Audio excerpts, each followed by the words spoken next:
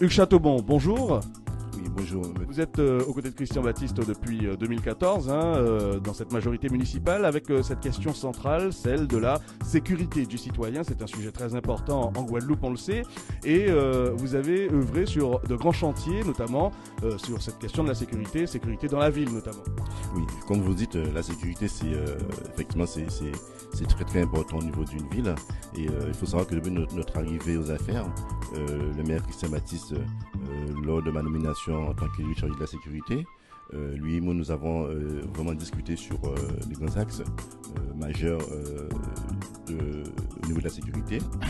Nous avons déjà décidé sur trois axes, dont sécurité de la ville, ensuite amélioration de la compétence de la police municipale, ensuite la gestion des risques. Alors, dans le détail, sur la sécurité de la ville, qu'est-ce qui a été fait concrètement? Alors, dès notre arrivée, sincèrement, j'ai pris les gens qui sont en bas de corps. J'ai été rendre visite aux différents secteurs. Et effectivement, la première chose que je vous dirais, quand j'ai été rendre visite aux pompiers, j'ai eu les larmes aux yeux de voir où se trouvaient les pompiers. Les pompiers, ce sont des gens qui sont là pour porter secours, et porter secours à la population. Et j'ai trouvé inadmissible que les pompiers soient installés dans un endroit où l'insalubrité était vraiment de mise. Tout de suite, j'en ai parlé au maire. Je lui ai dit, monsieur le maire, il faut qu'on trouve tout de suite un endroit pour les installer parce qu'un secouriste doit être bien dans sa tête, dans sa peau pour porter secours. Chose qui a été faite. Nous avons mis à la disposition un local de la ville aux 10. Ils ont fait des travaux, ils sont installés, effectivement, ils sont bien installés. Ensuite, tout de suite, j'ai demandé à la directrice de service de mettre en place des visites inopinées sur les commerçants et surtout les restaurants en bordure de plage, parce que nous avons, ce sont des REP qui reçoivent les publics et nous sommes une ville touristique. Les étrangers, je parle déjà quelqu'un de la matin, c'est un étranger à Sainte-Anne. Le citoyen saint-annais et le touriste doivent se sentir en sécurité à Sainte-Anne. Alors, le but c'est ça. Ensuite, à la suite de ça, nous avons mis en place une collaboration entre la gendarmerie et la police municipale pour les patrouilles en binôme, ensemble, ce qui est très dissuasif et qui de nos jours a apporté ses fruits. Et je rebondis sur la police municipale. Là aussi, il y a une vraie amélioration des services. Effectivement, nous avons constaté à notre arrivée que la police municipale n'était pas vraiment bien équipée. Vous savez bien, une police municipale, c'est la vitrine d'une ville. Quand une police n'est pas bien représentée, vous en tant que visiteur, vous ne vous sentez pas en sécurité. Alors nous avons pris à bras de corps.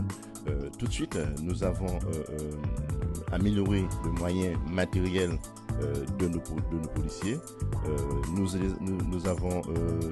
On les a envoyés en formation. Et on a, en plus de ça, on a mis une formation interne en place pour les agents de la police municipale. Ensuite, nous avons amélioré le matériel au niveau du parc automobile. On a changé les voitures, on a mis des voitures plus adaptées. On a amélioré le matériel informatique. Ensuite, nous avons décidé d'armer nos policiers d'armes catégorie B.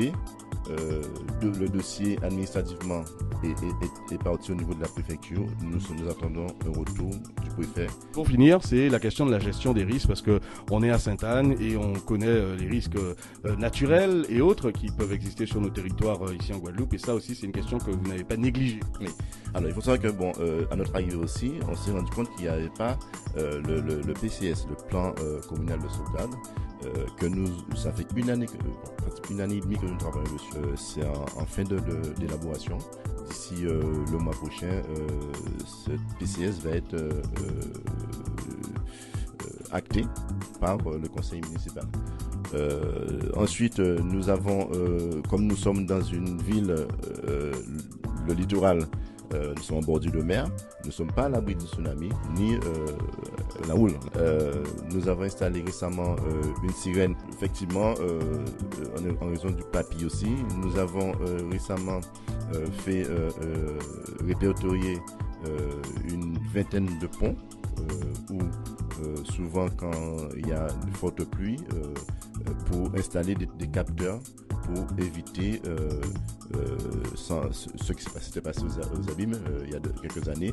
Alors notre but c'est ça, c'est de faire le maximum, de mettre tout ce qu'il y a comme dispositif nécessaire en matière de sécurité pour pouvoir pour que la population cette année se sente en sécurité. En 2016, nous avons aussi mis en place le CSPD, Conseil local de sécurité et de prévention de la délinquance, qui fonctionne très bien. C'est jamais fini la sécurité. Nous avons d'autres projets en cours que je tiens à le dire.